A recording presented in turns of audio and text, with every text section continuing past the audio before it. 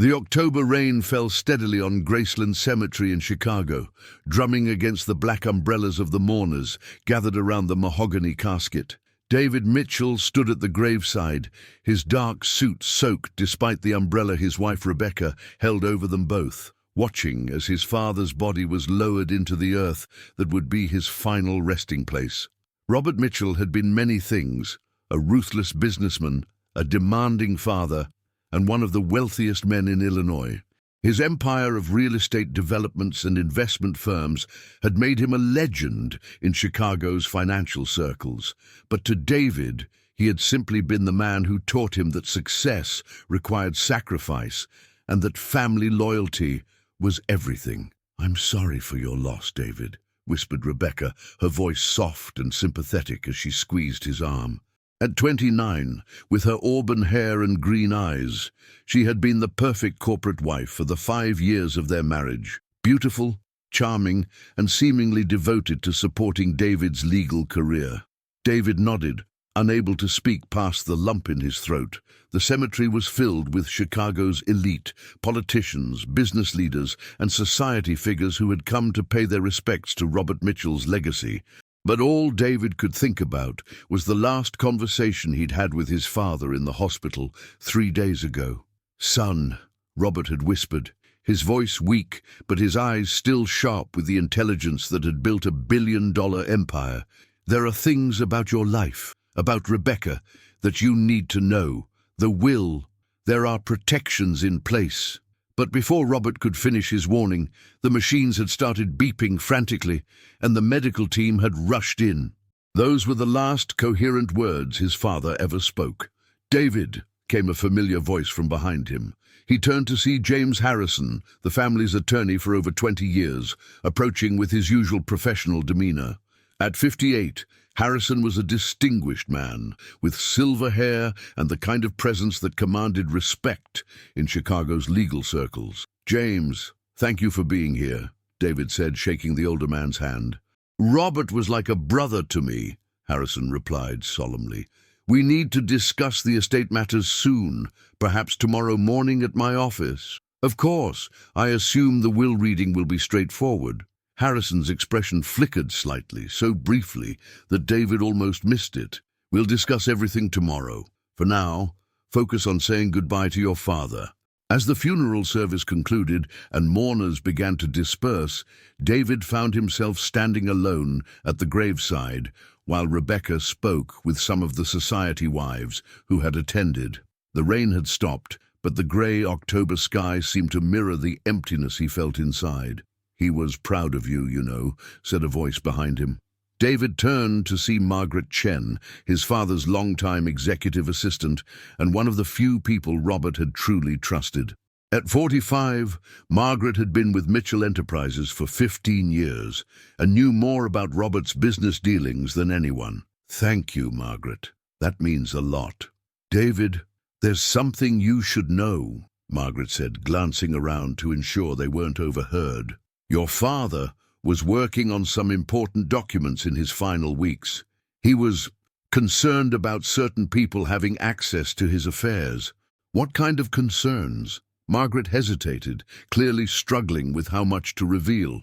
"He asked me to give you this," she said, discreetly handing him a small key. "Safety deposit box 247 at First National Bank. He said you'd understand when the time was right." Before David could ask more questions, Rebecca appeared at his side, her arm sliding through his with practiced ease. "Darling, we should head home. You've been through enough today." Margaret nodded politely to Rebecca, but David noticed the coolness in her expression. "Mrs. Mitchell, my condolences on your loss." "Thank you, Margaret. I'm sure we'll be in touch about transitioning Robert's business affairs." As they walked toward their Mercedes, David slipped the key into his pocket, wondering what his father had been trying to tell him. The drive home to their Lincoln Park mansion was quiet, with Rebecca occasionally reaching over to squeeze his hand in what seemed like genuine comfort. "I know how much your father meant to you," Rebecca said as they pulled into their driveway. "But now we can focus on our future together. The inheritance will give us so many opportunities." David nodded absently, his mind still processing the day's events. Their home was a beautiful three-story Victorian that Rebecca had insisted they buy when David's law practice began generating serious income. She had exquisite taste and had decorated it with expensive furniture and artwork that reflected their social status. "I'm going to pour myself a drink," David said as they entered the house. "Do you want anything?" "Just some wine. I'll be in the study making some calls. There are arrangements to finalize." David went to the kitchen and poured himself 3 fingers of his father's favorite bourbon, Pappy Van Winkle 23-year, a bottle that cost more than most people's monthly salary. As the amber liquid burned down his throat, he tried to process the reality that Robert Mitchell was gone and that he was now the sole heir to one of Chicago's largest fortunes. From the study, he could hear Rebecca's voice on the phone, though he couldn't make out the words. She was probably calling her sister in California or one of her charity committee friends. Rebecca was always busy with social obligations and philanthropic activities that kept her connected to Chicago's high society.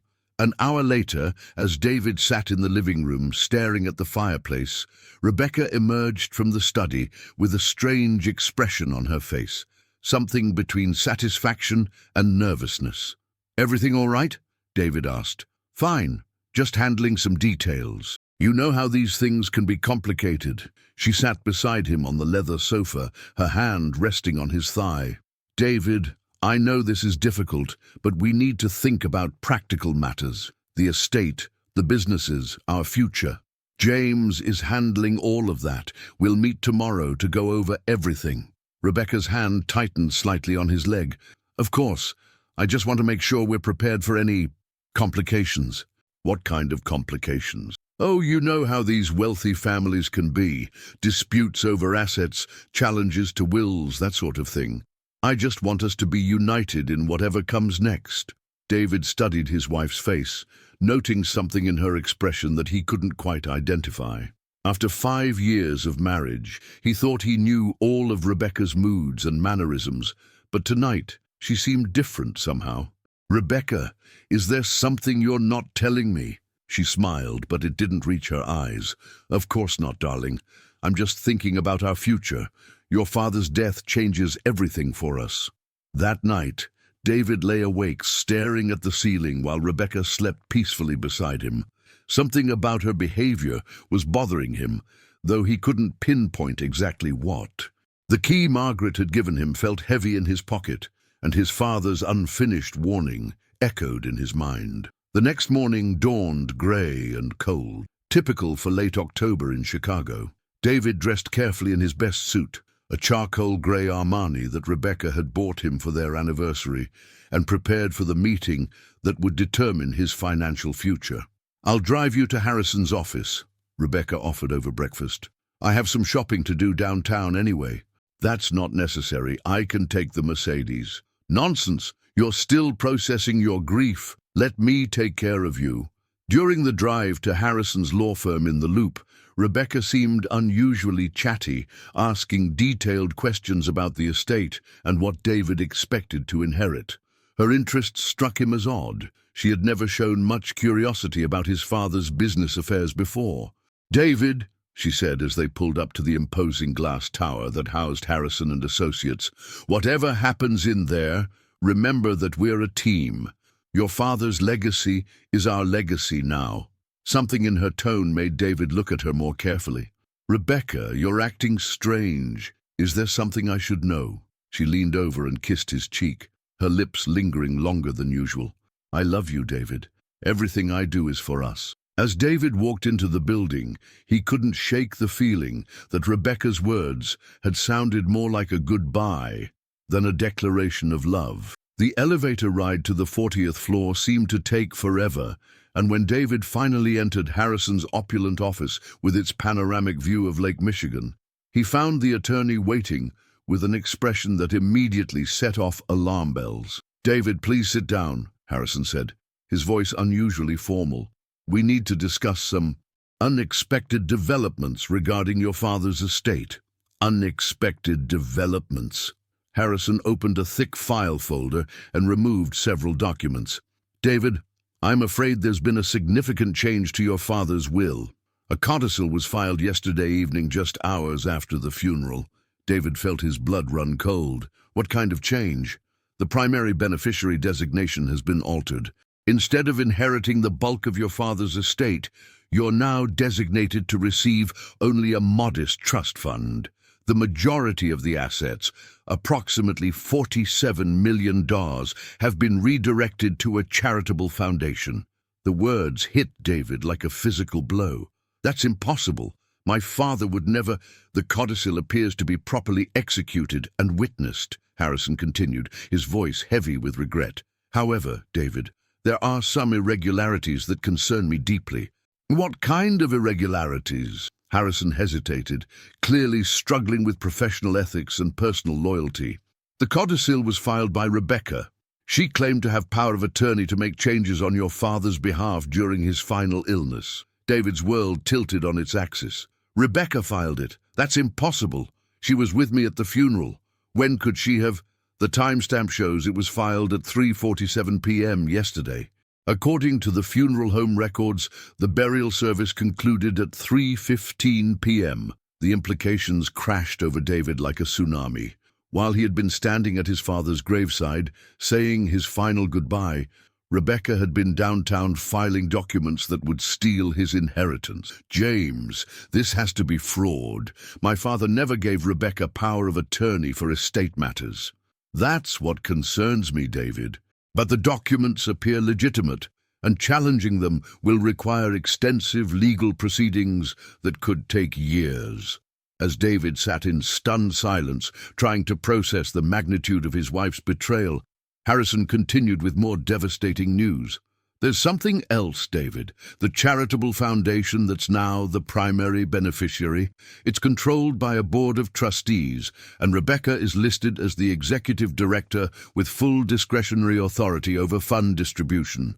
The picture was becoming horrifyingly clear. Rebecca hadn't just stolen his inheritance, she had created an elaborate scheme to control it herself, while maintaining the appearance of charitable giving. Who are the other trustees? David asked, though he was beginning to suspect the answer. Harrison consulted the documents with obvious reluctance. The board consists of Rebecca, myself as legal counsel, and Dr. Michael Stevens as financial advisor. David's blood turned to ice. Michael Stevens was Rebecca's personal trainer, a man David had always found too friendly, too familiar with his wife. The pieces of a conspiracy were falling into place with sickening clarity. James, you're telling me that my wife, her trainer, and you have control over my father's fortune? David, I want you to know that I had no knowledge of these changes until this morning. The documents were filed through our firm, but not by me personally. I'm as shocked as you are. As David struggled to comprehend the scope of the betrayal, his phone buzzed with a text message from Rebecca. How did the meeting go, darling? I'm making your favorite dinner to celebrate our new beginning. The casual cruelty of the message made David's hands shake with rage. Rebecca was at home, probably planning how to spend his father's money while he sat in a lawyer's office, learning that everything he had believed about his life was a lie. James, what are my options? Legally, we can challenge the codicil, but it will be expensive and time-consuming. The burden of proof will be on us to demonstrate fraud or coercion. And personally, Harrison's expression grew grave. David, if what I suspect is true, you're dealing with people who have been planning this for a very long time. Be very careful who you trust. As David left Harrison's office and walked through the bustling streets of downtown Chicago, his mind raced through 5 years of marriage, looking for signs he had missed. Rebecca's sudden interest in his father's health during his final illness. Her insistence on accompanying him to medical appointments. Her newfound friendship with Dr. Stevens, who had somehow become involved in their social circle. The drive home felt like a journey to his execution. David's hands gripped the steering wheel as he prepared to confront his wife with the knowledge of her betrayal. But as he pulled into their driveway, he decided on a different approach. He would let Rebecca think her plan had worked. He would play the devastated, defeated husband while he figured out how to destroy everyone who had conspired against him. Because if there was one thing Robert Mitchell had taught his son, it was that revenge was a dish best served cold, calculated, and absolutely devastating. David Mitchell was about to discover just how much his father's lessons were worth. David Mitchell sat in his Mercedes outside his own home for 20 minutes, staring at the Victorian mansion that had once represented everything he thought he wanted in life. The perfectly manicured lawn, the expensive landscaping, the luxury cars in the driveway. All of it now felt like props in an elaborate theatre production where he had been the unwitting star of a tragedy. His phone had buzzed 3 more times with messages from Rebecca. "Dinner's almost ready," followed by, "Where are you, honey?" And finally, getting worried, "Call me." The casual concern in her messages made his stomach turn. She was playing the devoted wife while counting the millions she had stolen from him. Taking a deep breath, David composed his expression into what he hoped looked like grief and confusion, rather than the murderous rage that was actually consuming him.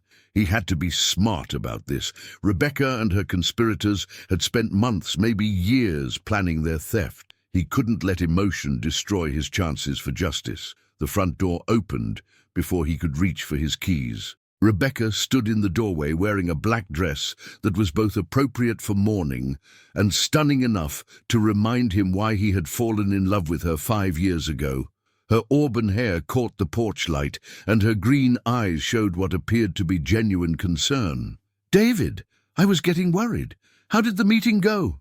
He studied her face carefully, looking for any sign of guilt or deception. But Rebecca's expression showed only loving concern for her grieving husband. If he hadn't known the truth, he would have been completely convinced by her performance. "It was difficult," David said, allowing his voice to crack slightly. "There were some complications with the will." Rebecca's hand flew to her mouth in apparent shock. "Complications? What kind of complications? Can we talk inside? I need a drink." Rebecca led him into their living room, her hand resting supportively on his arm. She had prepared his favorite meal, beef Wellington with roasted vegetables, and had opened a bottle of expensive wine. The domestic scene was perfect, except for the fact that his wife was a criminal who had robbed him of his inheritance while he buried his father. "Tell me what happened," Rebecca said, settling beside him on the leather sofa with her wine glass. David took a long sip of bourbon, using the time to carefully craft his response. "Apparently, there was a last-minute change to the will. Most of the estate is going to a charitable foundation instead of to me directly." Rebecca's eyes widened in what looked like genuine surprise and disappointment. "A charitable foundation? But David, that doesn't make sense. Your father always talked about leaving everything to you." "That's what I thought too. But James showed me the documents. They're legitimate."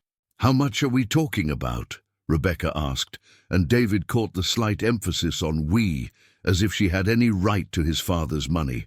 "About $47 million, David said, watching her reaction carefully.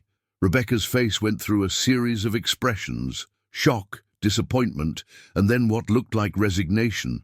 But David noticed something else, a flicker of satisfaction that she tried to hide behind her wineglass. "I'm so sorry, darling," she said, moving closer to him on the sofa. "I know how much you were counting on that inheritance, but maybe this is for the best." "For the best?" David's voice carried just the right note of confused hurt.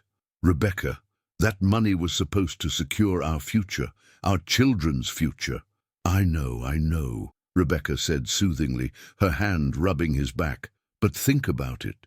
Your father was always so controlling, so demanding. Maybe this is his way of freeing you from those expectations. You can build your own success now without living in his shadow." The words were so perfectly crafted, so psychologically manipulative, that David almost admired the skill behind them.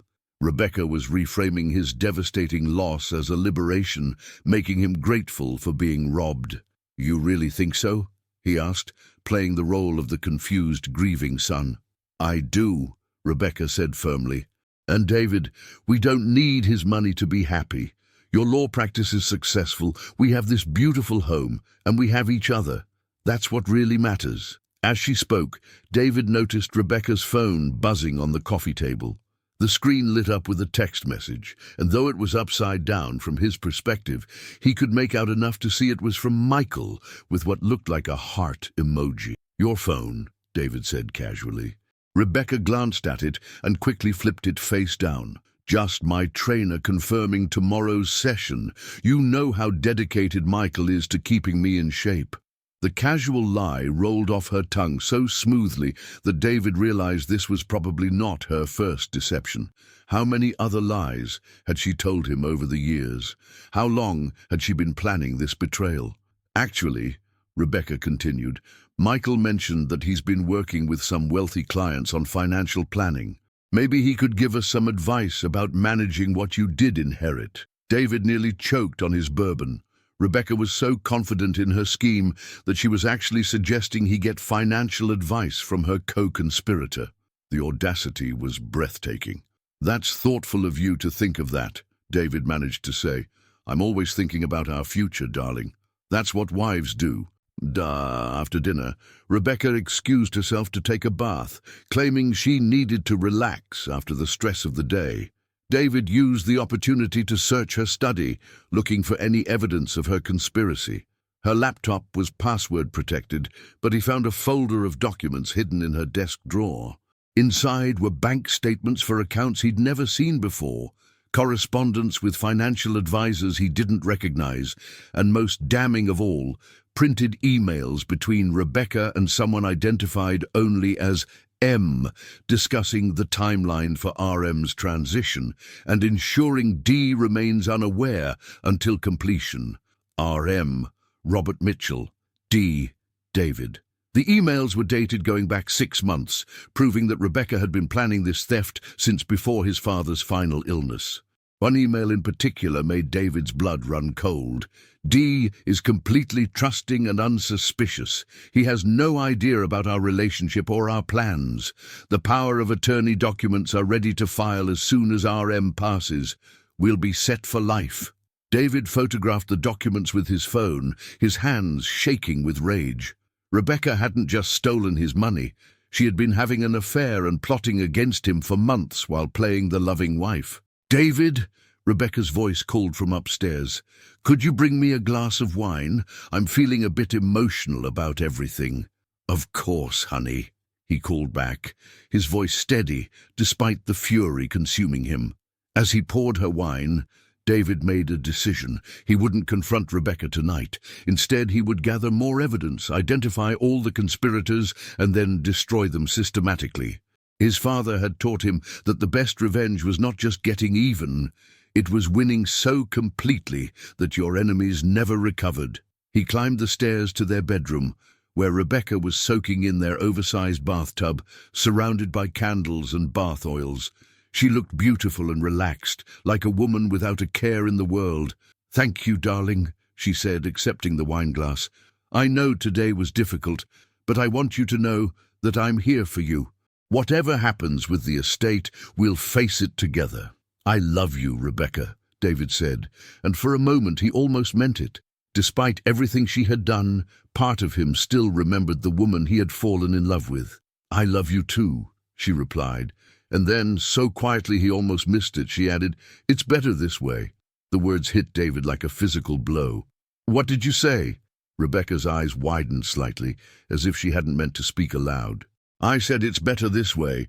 You know, not having to deal with your father's complicated business empire. You can focus on your own career now." But David knew what he had heard. Those 4 words, "it's better this way," spoken with the casual certainty of someone who had orchestrated his downfall and was satisfied with the results. "You're right," he said carefully. "Maybe it is better this way." Rebecca smiled, apparently relieved that he was accepting his fate so easily. "I'm glad you see it that way. Your father's money came with so many strings attached. Now we're free to live our own lives." As David prepared for bed, his mind was already working on his plan for revenge. He would need to be patient, methodical, and absolutely ruthless.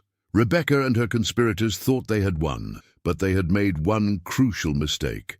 They had underestimated Robert Mitchell's son. The next morning, David woke early and drove to First National Bank, where he used the key Margaret had given him to access his father's safety deposit box. Inside, he found documents that made his blood run cold and his heart race with hope at the same time. Robert Mitchell had known about Rebecca's betrayal. The safety deposit box contained surveillance photos of Rebecca and Michael Stevens together, bank records showing suspicious financial activity, and most importantly, a letter addressed to David in his father's handwriting. "Son," the letter began, "if you're reading this, then my suspicions about Rebecca were correct, and she has made her move against our family. I've known about her affair with Stevens for months, and I've been documenting their conspiracy to steal your inheritance. The documents in this box will give you everything you need to destroy them both and recover what they've stolen. But more than that, they'll teach you a lesson I should have taught you years ago. Never trust anyone completely and always have a backup plan. Your loving father, Robert Mitchell." David sat in the bank's private viewing room, reading through page after page of evidence that his father had compiled. Financial records, surveillance reports, recorded phone conversations. Robert Mitchell had built an airtight case against Rebecca and her conspirators. But the most shocking revelation was in the final document. A copy of Robert's real will, filed with a different law firm and witnessed by Margaret Chen and two other trusted employees. According to this will, David was indeed the sole heir to his father's fortune, and any subsequent changes to the estate plan were to be considered fraudulent unless personally approved by David himself. The will Rebecca had filed was worthless. She had stolen nothing but worthless paper. David smiled for the first time since his father's death. Robert Mitchell had taught him one final lesson about business and revenge. Always stay 3 steps ahead of your enemies. Now it was time to spring the trap that his father had so carefully prepared. Rebecca and her conspirators thought they had won $47 million. Instead, they had walked into a legal and financial nightmare that would destroy their lives completely. David Mitchell was about to show them what happened when you tried to steal from a family that had built an empire on never forgetting a betrayal. David Mitchell drove home from the bank in a state of controlled fury mixed with cold satisfaction. His father's evidence was devastating.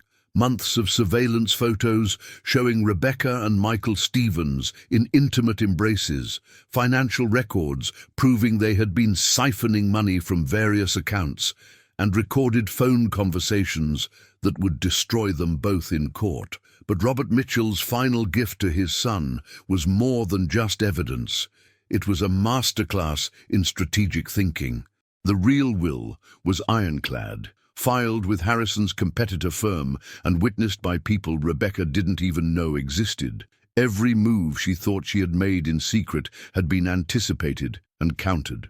As David pulled into his driveway, he saw Rebecca's car was gone.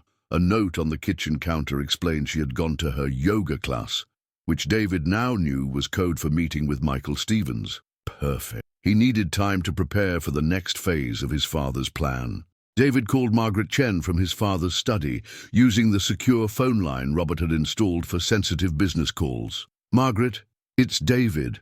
I found the safety deposit box." "Thank God." Margaret's voice carried obvious relief. "Your father was so worried that Rebecca would succeed in her scheme. Did you find everything?" "Everything and more."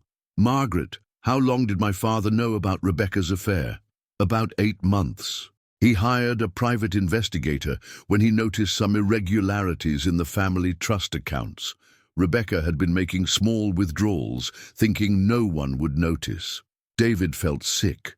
While he had been working long hours at his law firm, believing he was building a future with his wife, she had been stealing from his family and planning his destruction. "What's our next move?" David asked. "Your father left very specific instructions. We're to let Rebecca and her conspirators believe they've succeeded for exactly 1 week. During that time, we document everything they do with what they think is their stolen money. Then we spring the trap. 1 week of watching my wife celebrate stealing my inheritance. David, I know it's difficult, but your father's plan is designed to maximize the criminal charges against them. The more they spend and the more they celebrate, the stronger our case becomes. That evening, Rebecca returned home glowing with what she claimed was the endorphin rush from her workout. She was more affectionate than she had been in months, cooking David's favorite meal and suggesting they plan a vacation to help him process his grief. I was thinking maybe the Bahamas, Rebecca said over dinner. Somewhere warm and relaxing where you can forget about all this estate business. That sounds expensive, David replied carefully. With the reduced inheritance, maybe we should be more careful about money. Rebecca's smile was radiant and completely fake. Darling, don't worry about money. I've been managing our finances carefully, and we have more resources than you realize. Sometimes good things come from unexpected places. The casual way she referenced her theft made David want to throw his wine glass at the wall. Instead, he smiled and nodded, playing the role of the trusting husband. You're always so good at handling the practical things, he said. I don't know what I'd do without you. You'll never have to find out, Rebecca replied, reaching across the table to squeeze his hand. We're partners for life. Over the next 3 days, David watched his wife transform before his eyes. The modest, supportive woman he had married was replaced by someone who spent hours on the phone, making expensive purchases, booking luxury travel, and discussing investment opportunities with people David had never heard of. On Wednesday evening, Rebecca announced she was going out for drinks with her book club, another lie that David now recognized. He used the opportunity to search her laptop, which she had carelessly left unlocked in her excitement about her newfound wealth. What he found made his blood run cold. Rebecca had been documenting her affair with Michael Stevens in explicit detail, including photos and videos that proved their relationship had been going on for over a year. But worse than the betrayal was the casual cruelty with which they discussed David. In one email exchange, Michael had written, "David is such a pathetic fool. He actually thinks you love him. When this is over, we'll be rich, and he'll be destroyed. It's almost too easy." Rebecca's response was even more devastating. "He's been useful, but I'm tired of pretending to care about his boring life. Once we have the money secured, we can get rid of him permanently. I'm thinking divorce, but maybe we should consider more permanent solutions." David's hands shook as he read the words. Rebecca wasn't just planning to steal his money. She was planning to destroy his life completely, possibly even kill him. He photographed everything and forwarded the evidence to Margaret, along with a text message. "We need to move faster. They're planning more than theft." Margaret's response came within minutes. "Meet me tomorrow at your father's office. It's time to end this." Thursday morning, David told Rebecca he was meeting with potential new clients and would be gone most of the day. She barely looked up from her laptop, where she was browsing luxury real estate in the Caribbean. "Have a good day, darling," she said absently.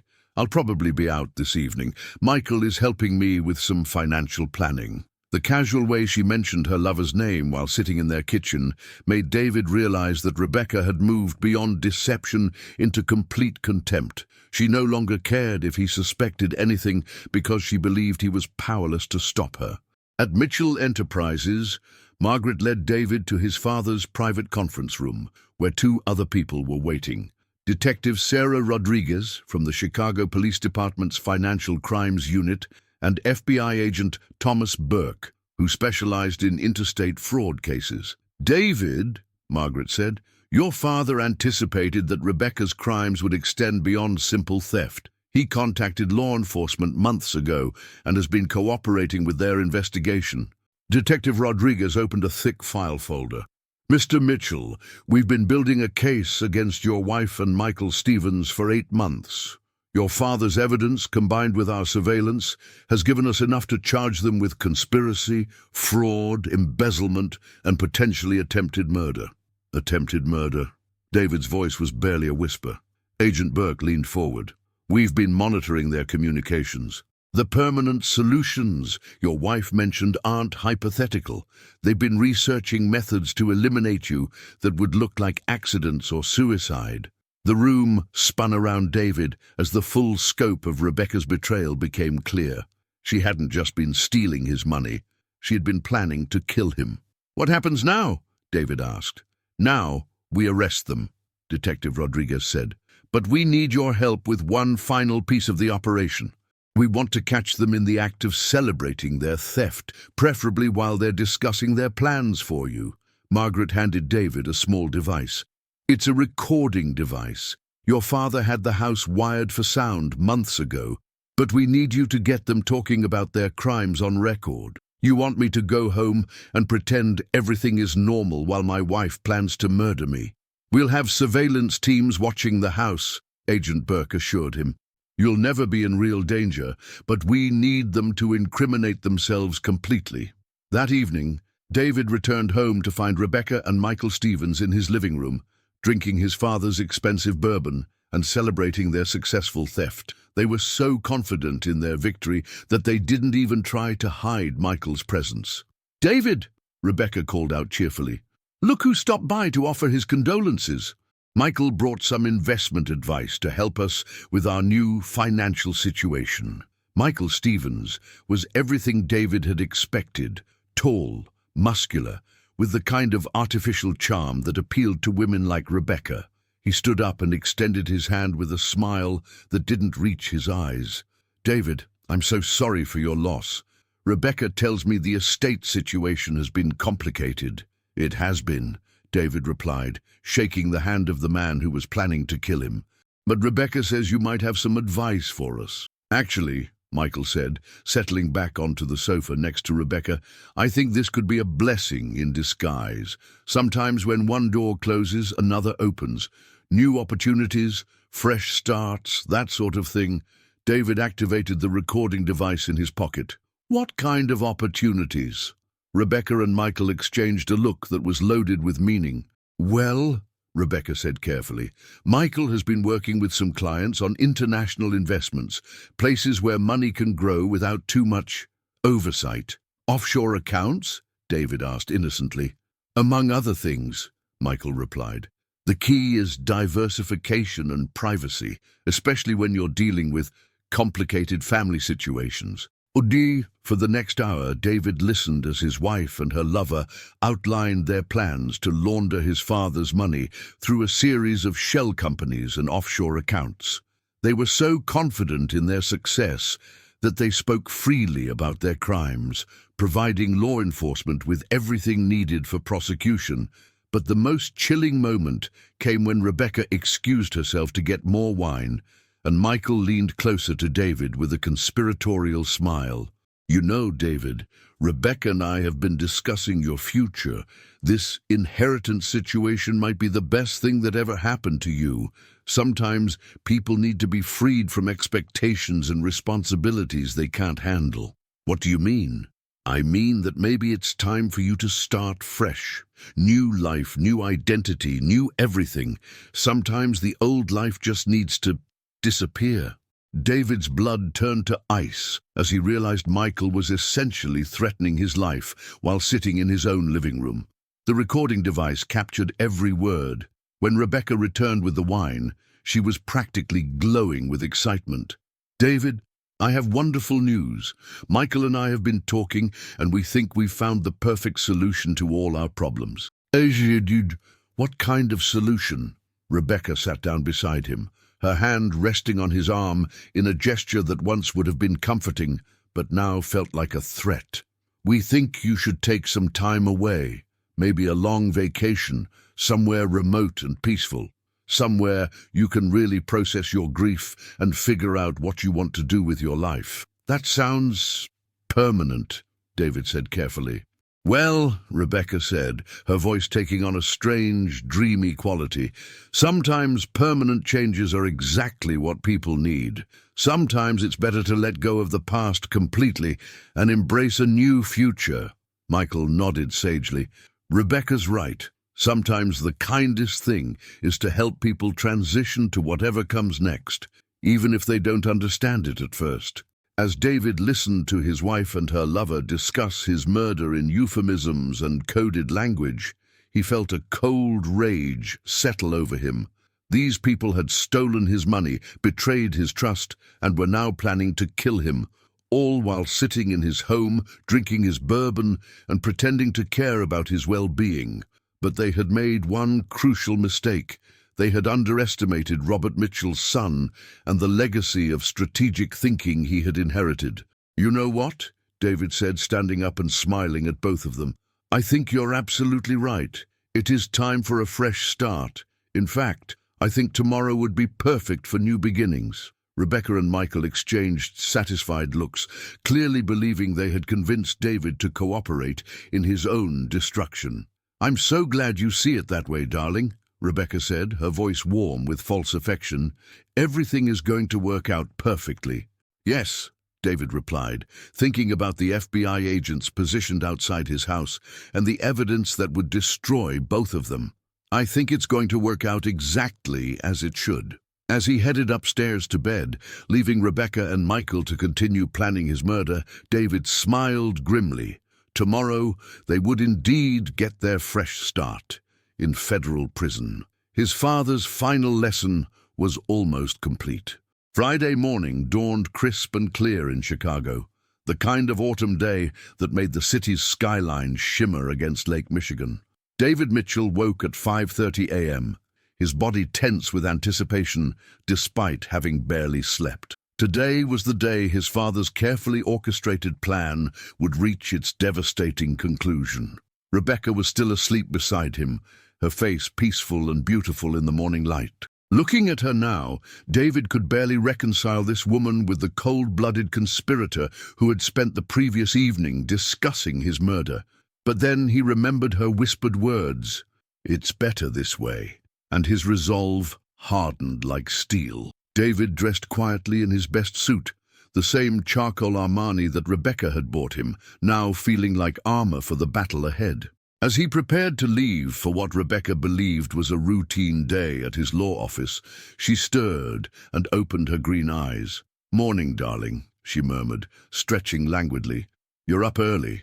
"Big day ahead," David replied, adjusting his tie. "That new client meeting I mentioned."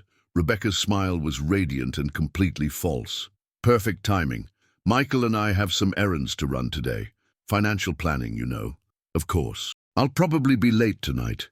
These corporate clients like to take their time." "Don't worry about me," Rebecca said, sitting up in bed. The morning light caught her auburn hair, and for a moment David felt a pang of genuine loss for the woman he had thought he married. "I'll find ways to keep myself busy." As David headed downstairs, he heard Rebecca's phone buzzing with text messages. Through the bedroom door, he could hear her voice, low and excited. "He's leaving now. Everything is going according to plan."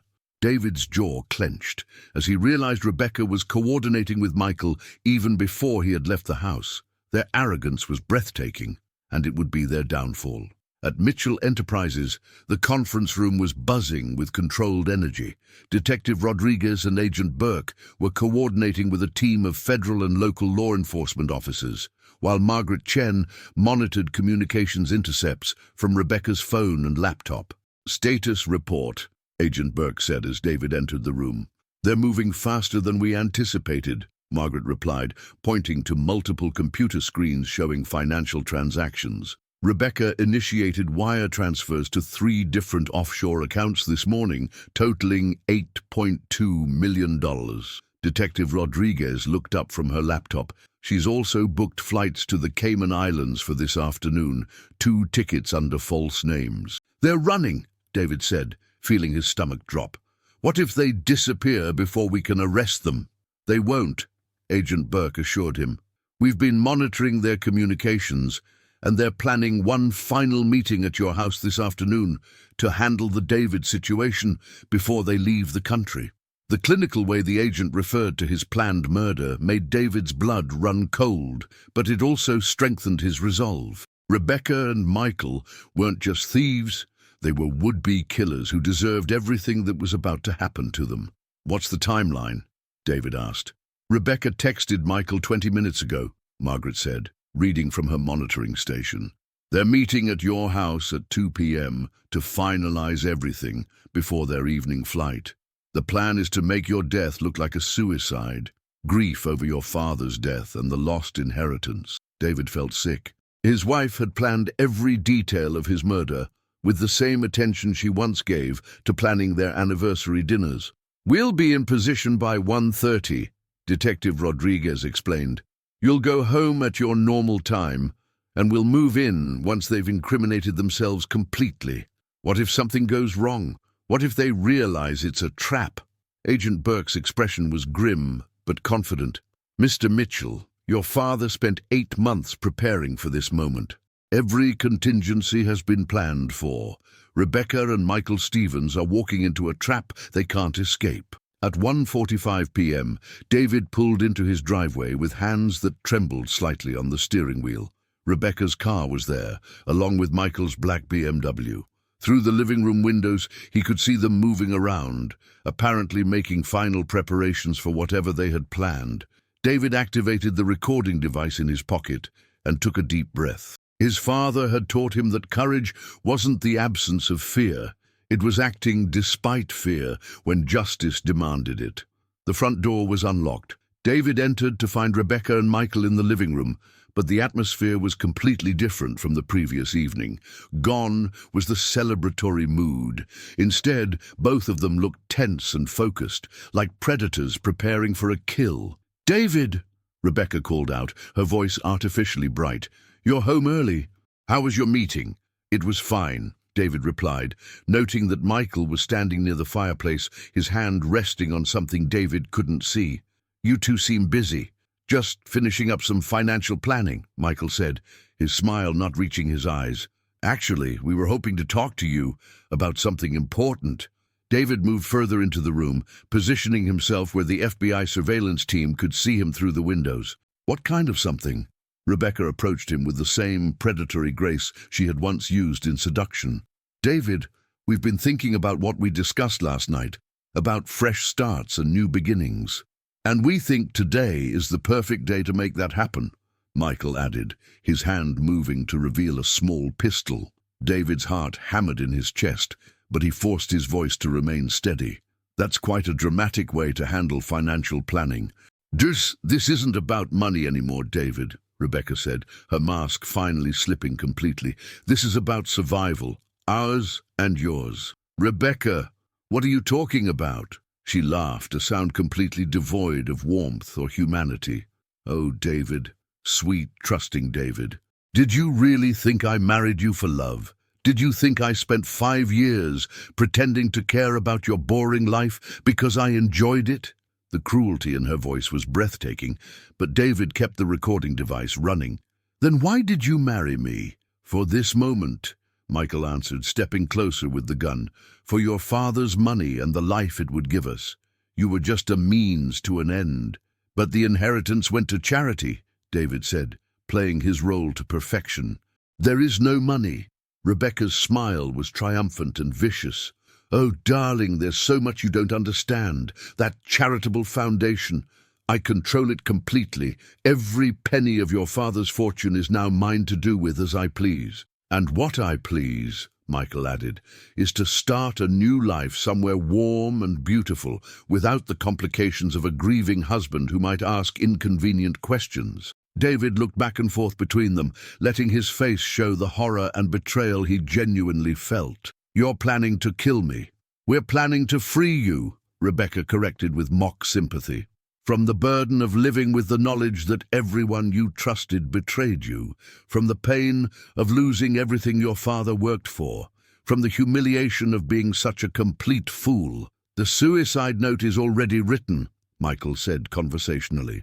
"Grief over your father's death, despair about the lost inheritance, discovery of your wife's affair. It's actually quite touching, very believable." David's rage was so intense he could barely speak, but he managed to ask the question that would seal their fate. "How long have you been planning this?" "Since before we got married," Rebecca replied with casual cruelty. "Your father was already wealthy 5 years ago, and I knew he'd leave everything to his precious son. All I had to do was play the loving wife until the old man died. The affair with Michael was just a bonus, she continued, something to make the long years of pretending to love you more bearable. Michael laughed. She used to call me after your romantic dinners, describing how pathetic you were, how you actually believed she loved you. It was hilarious. David felt something break inside him. Not his spirit, but the last vestige of love he had felt for the woman he had married. Rebecca wasn't just a criminal, she was a monster who had turned his entire life into a cruel joke. "Any last words?" Michael asked, raising the gun. "Just one thing," David said, his voice steady despite the weapon pointed at his heart. "Rebecca, you said it's better this way, but better for whom?" Rebecca's eyes narrowed. "What do you mean?" "I mean," David said, his voice growing stronger, "that you made one crucial mistake in your perfect plan." "What mistake?" Michael demanded. David smiled for the first time in days. "You assumed my father was as trusting and naive as I was. You assumed he didn't know about your affair, your theft, and your plans to murder me." The color began to drain from Rebecca's face. "That's impossible. We were careful. We covered our tracks." "You covered nothing," David said, his voice now carrying the authority he had inherited from Robert Mitchell. "My father knew about your conspiracy for 8 months. He documented everything, your affair, your financial theft, your plans to kill me, every phone call, every email, every secret meeting." Michael's hand shook slightly as he held the gun. "You're lying. The will you filed was worthless," David continued relentlessly. "My father's real will was filed with a different law firm. You stole nothing but paper. The money you've been spending, it's bait in a trap that's been waiting for you to spring it." Rebecca's face went white as the implications crashed over her. "No, that's not possible. We checked everything. We were so careful." "You were arrogant," David corrected. "You thought you were smarter than a man who built a billion-dollar empire. You thought you could outsmart Robert Mitchell." The sound of cars pulling up outside made all 3 of them freeze. Through the windows, David could see FBI agents and police officers surrounding the house. "Ladies and gentlemen," came Agent Burke's voice through a megaphone, "this is the FBI. The house is surrounded. Come out with your hands visible." Michael spun toward the window, the gun wavering in his grip. "This is impossible. How did they know?" "Because," David said, pulling the recording device from his pocket, "every word you've spoken for the past 20 minutes has been transmitted to federal agents. Your confessions to conspiracy, fraud, and attempted murder are all on record." Rebecca stared at the device in horror. "You've been recording us." "My father's final gift," David replied. "He taught me that the best revenge isn't getting even. It's winning so completely that your enemies destroy themselves." The front door burst open as FBI agents flooded into the room, weapons drawn. "Drop the gun! Hands where we can see them!" Michael looked around wildly, realizing he was trapped. For a moment, David thought he might try to shoot his way out, but then the gun clattered to the floor as Michael raised his hands in surrender.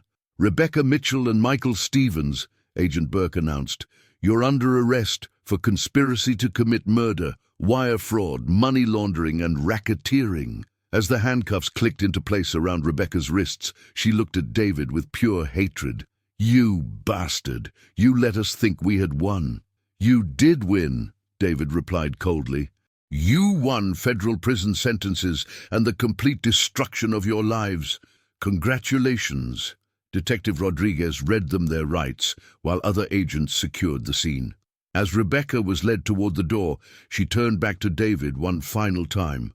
"I never loved you," she spat, "not for one single day of our marriage." David looked at the woman who had shared his bed for 5 years, who had planned his murder while cooking his favorite meals, who had whispered, "I love you," while plotting to steal everything his father had built. "I know," he said quietly, "and now everyone else will know too." As the police cars pulled away with Rebecca and Michael in custody, David stood alone in his living room, surrounded by the wreckage of his marriage and the evidence of his near murder. But for the first time since his father's death, he felt something approaching peace. Robert Mitchell's final lesson was complete. Justice had been served and the family legacy was secure. But the story wasn't over yet. There was still one more surprise waiting, one that would transform David's victory into something even more satisfying than revenge. 3 months after Rebecca Mitchell and Michael Stevens were arrested in David's living room, the Chicago media was still covering what had become known as the Black Widow inheritance case. The story had everything that captivated public attention: wealth, betrayal, murder plots, and a dramatic FBI sting operation that read like a Hollywood thriller. David Mitchell sat in his father's former office at Mitchell Enterprises, now officially his as the rightful heir to Robert Mitchell's empire. The real will had been probated without challenge, and David had inherited not just his father's fortune, but his business acumen and strategic thinking that had made the family's revenge so complete. Margaret Chen knocked on his door, carrying a stack of legal documents, and wearing the satisfied expression of someone who had helped orchestrate perfect justice. "The final sentencing hearing is next week," she announced, settling into the chair across from his desk. "The prosecutor is confident that Rebecca will get 25 to life, and Stevens is looking at 15 to 20 years. David nodded with grim satisfaction. "What about the money they stole?" "Every penny recovered, plus penalties and interest. The offshore accounts were frozen within hours of their arrest. Your father's financial forensics team had been tracking every transaction for months." As Margaret spoke, David reflected on the past 3 months of revelations that had emerged during the investigation. Rebecca's crimes had been far more extensive than anyone had realized. She had been systematically stealing from the Mitchell family trusts for over 2 years, funding a lifestyle of luxury while planning David's eventual murder. But perhaps most shocking had been the discovery that David wasn't Rebecca's first victim. The FBI had uncovered evidence linking her to the suspicious death of her previous husband, a wealthy businessman in California who had died in what was ruled an accidental drowning just 6 months before she met David.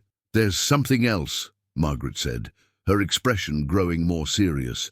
"The FBI found Rebecca's real identity. Rebecca Mitchell isn't her actual name." David looked up sharply. "What do you mean?" "Her real name is Sarah Elizabeth Hartwell. She's a professional con artist with a history of targeting wealthy men. The FBI has connected her to at least 4 other cases of inheritance fraud across the country." The revelation hit David like a physical blow. His entire marriage had been a lie from the very first day. Rebecca, Sarah, had never been the woman he thought he loved. She had been a predator who had studied him, manipulated him, and planned his destruction with the cold calculation of a professional killer. "How did my father find out?" "He hired the best private investigation firm in the country when he first became suspicious. They uncovered her real identity within weeks, but Robert wanted to build an airtight case before exposing her." David's phone buzzed with a text from his lawyer. "Rebecca's attorney wants to meet, claims she has information about other victims, and is willing to cooperate for a reduced sentence. She wants to make a deal," David told Margaret. "Your father anticipated that too," Margaret replied with a slight smile. "He left very specific instructions about any plea negotiations." She handed David a sealed envelope marked, "To be opened only if Rebecca attempts to negotiate." Inside was a letter in Robert Mitchell's distinctive handwriting. "Son, if you're reading this, Rebecca is trying to save herself by betraying her other victims. Don't let her. She chose to be a predator, and predators don't deserve mercy. The families of her other victims deserve justice, not deals. Show her the same compassion she showed you when she planned your murder." "None. Your father." David smiled grimly. Even from the grave, Robert Mitchell was still teaching lessons about justice and the importance of never showing weakness to those who would exploit it. That afternoon, David met with federal prosecutor Amanda Walsh at the U.S. Attorney's Office in downtown Chicago. Walsh was a formidable woman in her 40s who had built her career prosecuting white-collar criminals and had personally requested the Rebecca Mitchell case. "Mr. Mitchell," Walsh said, as they settled in her office overlooking the Chicago River, "I want you to know that this case has become a priority for our office. The evidence your father compiled is the most comprehensive documentation of criminal conspiracy I've seen in 20 years of prosecution. What's this about Rebecca wanting to make a deal? Walsh's expression hardened. She's offering to provide information about her other victims in exchange for a reduced sentence. Frankly, it's a desperate attempt to avoid life in prison. What kind of information? Names, locations, methods of operation. She claims there are at least 12 other wealthy men she's targeted over the past 15 years, including 3 who died under suspicious circumstances. David felt sick, thinking about other families who had suffered Rebecca's predations. What are you going to do? That depends partly on you, Walsh replied. As the primary victim in this case, your input carries significant weight. But I want you to understand something. Rebecca Mitchell is a psychopath. She feels no remorse for what she's done to you or anyone else. This cooperation offer is purely self-serving. My father left instructions about this, David said, handing Walsh a copy of Robert's letter. Walsh read it carefully, her expression growing more determined. Your father was a wise man. We don't negotiate with predators, especially ones who planned murder. Rebecca Mitchell will face the full consequences of her crimes. As David left the prosecutor's office, he felt a deep sense of closure beginning to settle over him. Rebecca would spend the rest of her life in prison. Michael Stevens would face decades behind bars, and the other victims of Rebecca's crimes would finally get justice. But there was one more piece of his father's plan that David hadn't yet discovered. That evening, Margaret called him at home with excitement in her voice. David, you need to come to the office immediately. We found something in your father's private safe that changes everything. David drove through the Chicago night, wondering what other surprises his father had left behind. At Mitchell Enterprises, Margaret led him to Robert's private office, where the massive safe stood open, revealing documents that made David's eyes widen in shock. Your father didn't just plan Rebecca's downfall, Margaret explained. He planned your future. Lee! Inside the safe were detailed business plans for expanding Mitchell Enterprises into new markets, investment strategies that would double the company's value within 5 years, and most surprisingly, a comprehensive charitable foundation that would use the family's wealth to help other victims of financial fraud. The Robert Mitchell Foundation for Justice, Margaret read from the founding documents. Dedicated to helping families recover from inheritance fraud and supporting law enforcement in prosecuting financial predators. David stared at the documents, realizing that his father's final gift wasn't just revenge against Rebecca. It was a purpose that would give meaning to everything they had endured. There's more, Margaret said, handing him a final letter from Robert Mitchell. Son, if you're reading this, then justice has been served, and you're ready for the next phase of your life. Rebecca's betrayal was devastating, but it also revealed your strength and character. You didn't break under pressure, you didn't compromise your principles, and you trusted in the plan even when it seemed impossible. Those qualities will make you a great leader of this company and this family, but more than that, they'll make you a force for justice in a world that needs more people willing to fight for what's right. Use our wealth, not just for success, but for justice. Help other families avoid what we went through. Make Rebecca's crimes the catalyst for something good in this world. I'm proud of the man you've become. Your loving father. David sat in his father's chair, surrounded by the evidence of a plan so comprehensive and thoughtful that it took his breath away. Robert Mitchell hadn't just protected his son from a predator. He had transformed a personal tragedy into a mission that would help countless other families. 6 months later, the Robert Mitchell Foundation for Justice held its first annual conference in Chicago, bringing together law enforcement officials, victim advocates, and families who had survived inheritance fraud. David stood at the podium, looking out at an audience of people who understood the pain of betrayal and the importance of justice. My father taught me that the best revenge isn't getting even, David said. his voice carrying the authority and compassion he had inherited from Robert Mitchell. "The best revenge is transforming your pain into purpose, your suffering into strength, and your experience into wisdom that helps others." In the audience, he saw Margaret Chen, Detective Rodriguez, Agent Burke, and dozens of other people who had helped bring Rebecca Mitchell to justice. But he also saw the faces of other victims, people who had lost fortunes to predators like Rebecca, families who had been torn apart by greed and betrayal. "Rebecca Mitchell thought she could destroy our family by stealing our money and planning my murder," David continued. "Instead, she gave us something more valuable than any inheritance, the knowledge that justice is possible, that predators can be stopped, and that good people working together can protect the innocent from those who would exploit them." As applause filled the conference room, David thought about Rebecca, now serving life in federal prison without the possibility of parole. Her cooperation offer had been rejected, and she would spend the rest of her days paying for her crimes against David and the 12 other victims the FBI had identified. Michael Stevens had received 22 years and would be nearly 70 when he was released.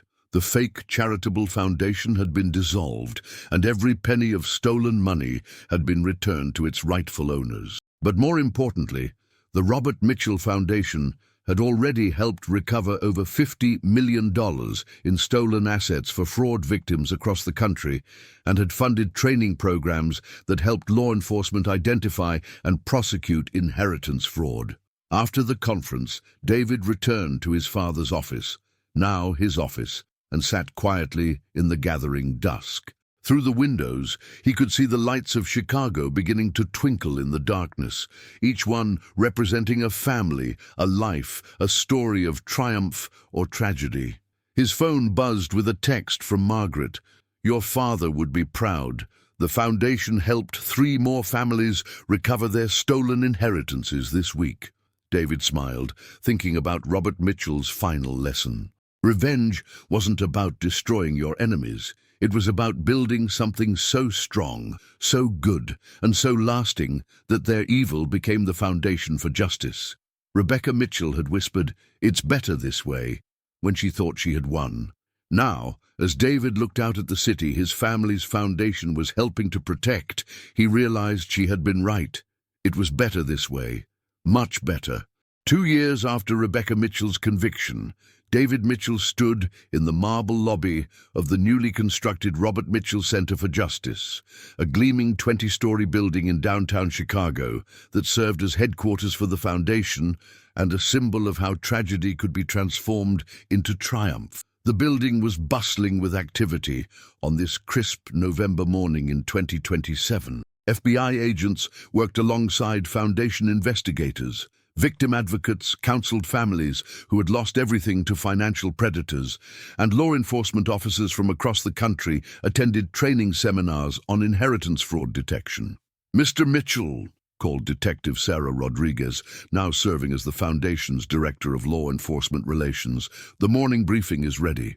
David nodded, adjusting his tie as he prepared for what had become a daily ritual. Reviewing cases where the Foundation's work was making a difference in real people's lives.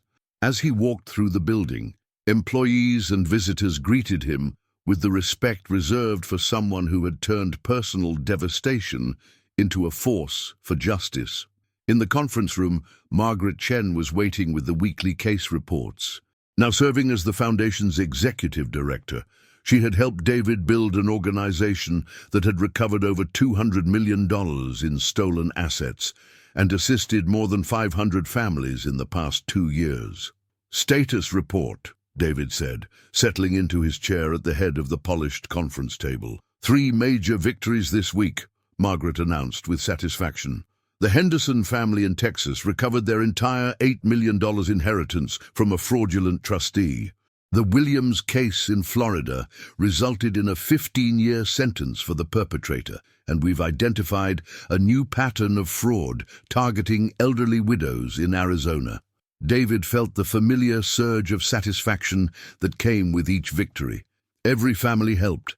Every criminal prosecuted, every dollar recovered was a testament to his father's vision and a rebuke to predators like Rebecca who thought they could destroy innocent people without consequences. "What's the status on the Rebecca Mitchell case?" David asked. Detective Rodriguez consulted her files. "She's been denied parole for the second time. The parole board cited her complete lack of remorse and the ongoing discovery of additional victims. She'll be eligible again in 5 years, but given the evidence, she'll likely die in prison." David nodded with grim satisfaction. Rebecca's refusal to cooperate had ultimately worked against her. The FBI had continued investigating her past, uncovering a trail of fraud and suspicious deaths that stretched back nearly 20 years. She was now suspected in the deaths of at least 6 wealthy men, though statute of limitations issues prevented prosecution in the older cases. "Any word from Michael Stevens?" David asked. "He's been a model prisoner, apparently," Rodriguez replied. "Keeps requesting meetings with prosecutors, claiming he has more information about Rebecca's other crimes. But given his history of lies, no one's interested in what he has to say." As the meeting continued, David's mind wandered to the phone call he had received the previous evening. Rebecca had somehow managed to contact him from federal prison, her first communication since her conviction. The conversation had lasted less than 2 minutes, but it had provided a final, satisfying closure to their story. "David," Rebecca's voice had been different, harder, more desperate than the manipulative woman he had married. "I need to talk to you. There are things you don't understand about what happened." "I understand everything perfectly," David had replied coldly. "You're a predator who planned to murder me for money. There's nothing else to discuss." "You don't know the whole truth," Rebecca had insisted. "Your father, there were things about him you never knew. Things that would change how you see everything." David had almost hung up, but curiosity had kept him on the line. "What are you talking about? Your father wasn't the saint you think he was. He had enemies, people who wanted him destroyed.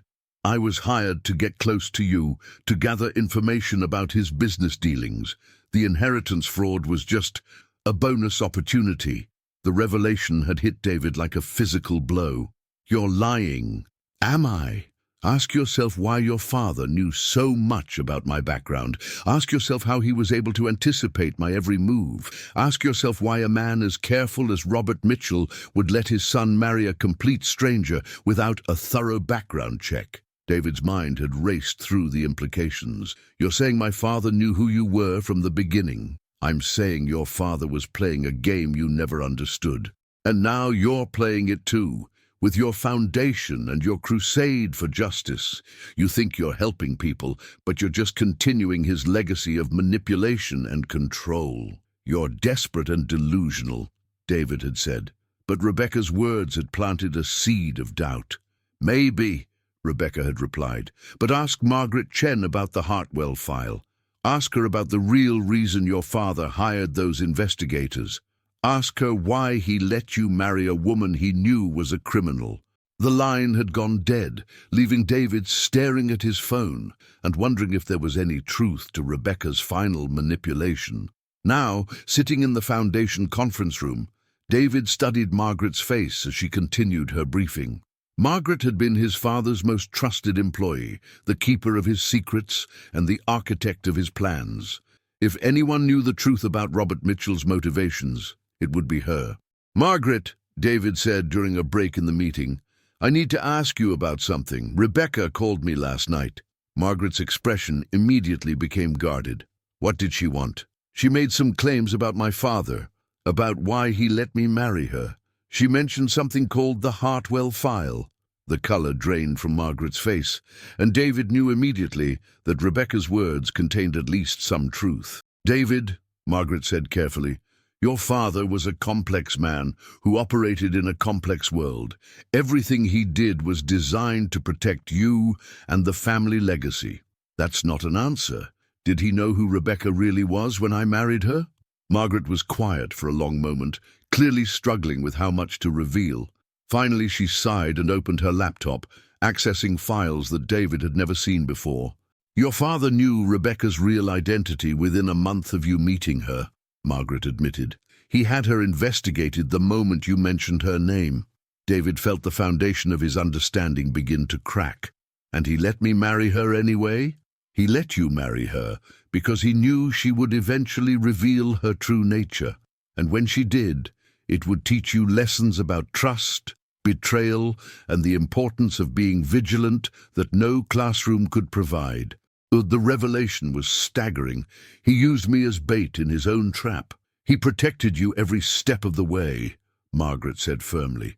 The surveillance, the evidence gathering, the legal preparations, all of it was designed to ensure that when Rebecca made her move, she would be caught and punished while you remained safe. David stared at Margaret, trying to process the implications. So, everything that happened, the marriage, the betrayal, the murder plot, it was all orchestrated by my father. Not orchestrated, anticipated. Your father knew that someone like Rebecca would eventually target our family. By allowing her to get close under controlled circumstances, he was able to neutralize the threat while teaching you how to recognize and defeat such predators in the future. As the truth sank in, David realized that his father's final lesson had been even more complex than he had understood. Robert Mitchell hadn't just protected his son from one predator. He had prepared him to face a world full of people who would try to exploit the Mitchell family's wealth and success. The foundation, David said slowly, was this part of his plan too. Margaret nodded. Your father believed that the best defense against predators was to help their potential victims recognize the warning signs and fight back. The foundation was always meant to be your life's work. David sat back in his chair, overwhelmed by the scope of his father's strategic thinking. Even Rebecca's final phone call had been anticipated, one last attempt to plant doubt and undermine David's confidence in his mission. She's still trying to manipulate me, David said with sudden clarity. Even from prison, she's trying to make me doubt myself and my father. That's what predators do, Margaret replied. They never stop trying to find weakness they can exploit.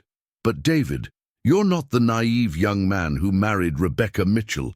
You're Robert Mitchell's son, and you've learned his lessons well. As the afternoon wore on, David found himself thinking about the conversation with new understanding. Rebecca's final manipulation had actually strengthened his resolve rather than weakening it. She had reminded him that the world was full of people who would try to exploit others, and that the Foundation's work was more important than ever. That evening, David stood in his father's former office, now his office, looking out at the Chicago skyline. The city lights twinkled in the darkness, each one representing families and businesses that could potentially fall victim to predators like Rebecca. His phone buzzed with a text from Detective Rodriguez. Just got word that the Arizona case broke wide open. We've identified the ringleader and recovered $12 million for the victims. The Foundation's training program made the difference. David smiled, thinking about the families who would sleep better tonight, knowing their stolen money had been recovered. Each victory was a testament to his father's vision and a reminder that good could triumph over evil when good people refused to give up. A knock on his door interrupted his thoughts. Margaret entered, carrying a bottle of Robert Mitchell's favorite bourbon and 2 glasses. I thought you might want to toast your father's memory, she said, pouring the amber liquid, and celebrate another successful week of justice. David accepted the glass and raised it toward the portrait of Robert Mitchell that hung behind his desk. To the man who taught me that the best revenge is building something so good that evil becomes the foundation for justice. To Robert Mitchell, Margaret agreed, and to the son who understood his final lesson perfectly. As they drank the expensive bourbon, David reflected on the journey that had brought him to this moment. 2 years ago, he had been a naive lawyer who trusted too easily and saw the best in everyone. Rebecca's betrayal had nearly destroyed him, but it had also forged him into someone stronger, wiser, and more determined to protect others from similar predators. The Robert Mitchell Foundation for Justice now employed over 200 people, operated in 12 states, and had helped recover hundreds of millions of dollars for fraud victims. More importantly, it had changed laws. improved law enforcement training, and created a network of advocates who were making it harder for predators to succeed.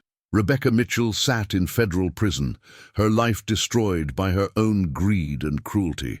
Michael Stevens would spend the next 15 years behind bars, his dreams of wealth and luxury replaced by the harsh reality of prison life. The other members of their conspiracy had been prosecuted and convicted, their lives ruined by their association with Rebecca's crimes. But the real victory wasn't their punishment.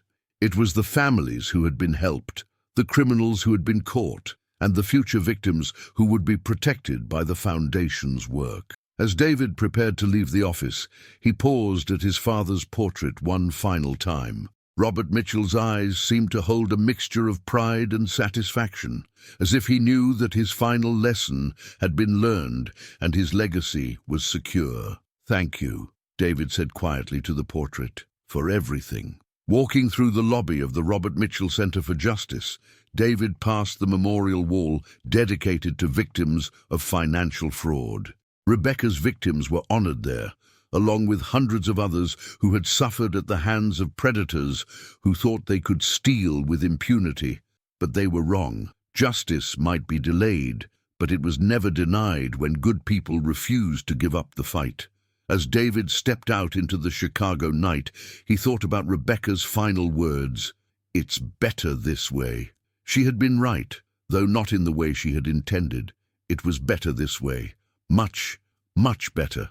The predators were in prison, the victims had been helped, and the world was a little bit safer because Robert Mitchell had taught his son that sometimes the greatest victories come from the deepest betrayals. David Mitchell walked home through the city his family was helping to protect, carrying his father's legacy forward and ensuring that Rebecca's whispered words would forever stand as a testament to the triumph of justice over evil.